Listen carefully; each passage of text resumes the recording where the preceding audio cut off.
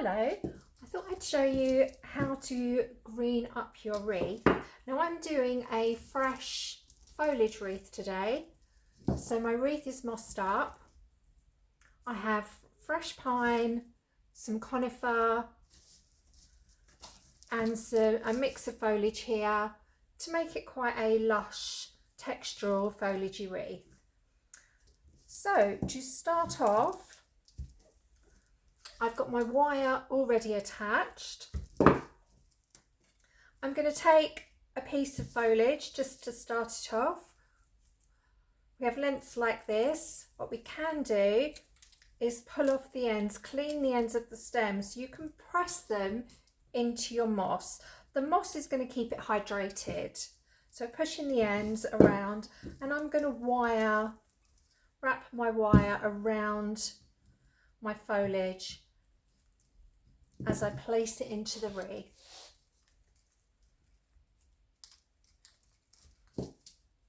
Smells amazing, really smells lovely.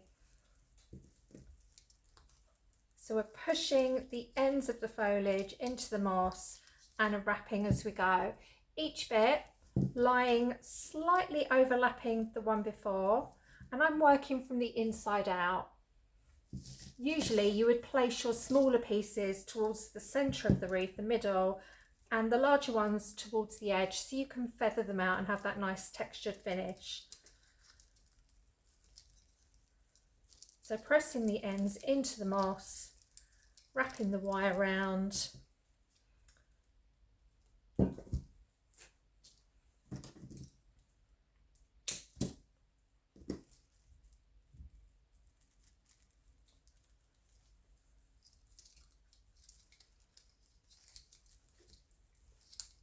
Okay, so now I've done one part of the wreath there, and I'm going to go back into the centre where I'm going to overlay. Let's try a different texture. I'm going to overlay the foliage on top, so we're still creating this feathery effect.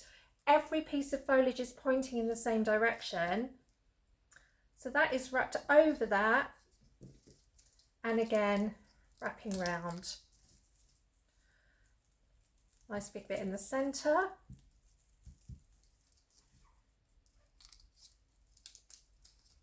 Pulling the wire nice and tight as you go.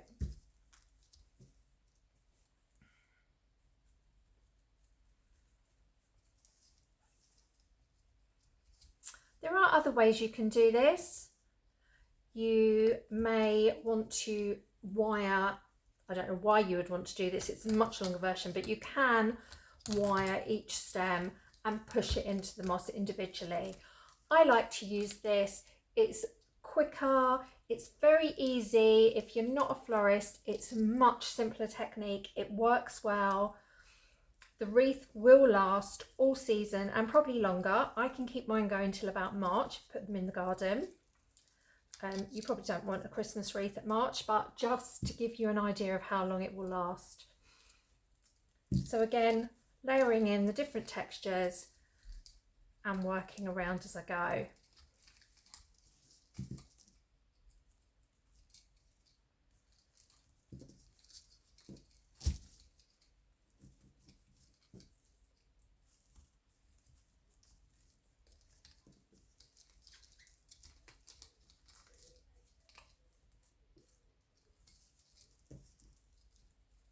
What you can also do is give you a couple of little hacks to save you time. While you're doing this and you have your wire to hand, you can very easily add some of the bulkier decorations. So let's get to a good place. There we go. So for example, a pine cone, perfect for the wire. So let's see where I want this to go. Choose your angle.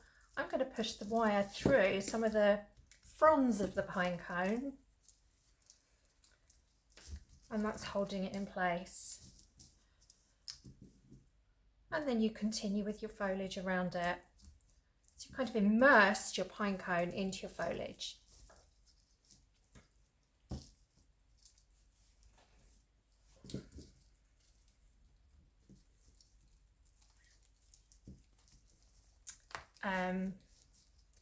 What I'm also going to do, I'm just going to add some pops of red in my wreath today. I've got these tiny berries and I'm going to place those in as I go.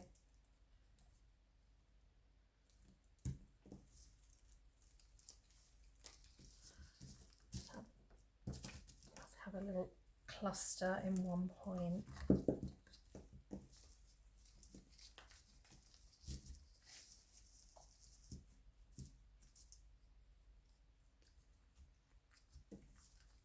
So you keep going and you keep going and you keep going until you have completed your wreath. Once you've done a section, you will see that it starts to take shape. Let's try and follow the amount of sprigs. So you can see if I place that there, it's now a little bit more even, and I'm going to keep going all the way round. For the purpose of a demonstration, another option to wire in as you go are these fruits. Now these limes, they have these lovely slits in the fruit. It's very difficult to wire these individually. So what you can do with your reel is catch and pull that in as well. I'm not going to leave that there because I'll be a little bit OCD and that's not the way I want my wreath to look. Yeah, so keep going, adding different textures, adding your pine cones, adding your dried fruits, mixing it up, keep wiring, pulling it tight, pressing the ends of the foliage pieces into the moss, and enjoy. We will come back later adding bows and maybe some further decorations. Thank you for watching.